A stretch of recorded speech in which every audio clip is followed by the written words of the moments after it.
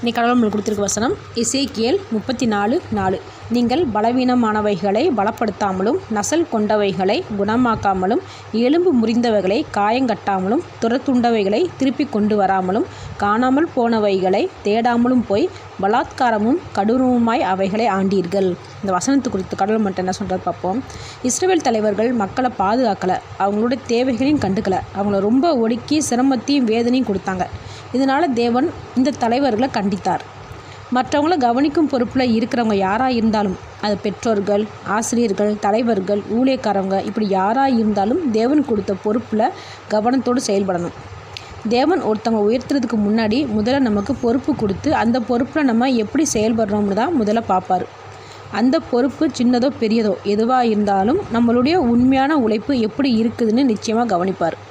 அதில் நம்ம உண்மையாக இருந்து ஆர்வத்தோடு செயல்பட்டால் தான் நமக்கு மேலும் மேலும் உயர்வாக கொடுப்பார். அந்த பொறுப்பில் வழி தவறி போகிறவங்களுக்கும் தவறாக அந்த பொறுப்பை பயன்படுத்துகிறவங்களுக்கும் தேவன்கிட்ட இருந்து தண்டனை வரதான் செய்யும். தண்டனை வாரது மட்டும் இல்லை, நமக்கு கொடுத்த பொறுப்பும் நம்மளை விட்டு போயிடும். அதனால் தேவனுக்கு பயந்து தேவன் கொடுத்த வாய்ப்புகளை சரியாக பயன்படுத்தி தேவன்கிட்ட இருந்து இரக்கத்தை சம்பாதிப்போம். ஆமேன்.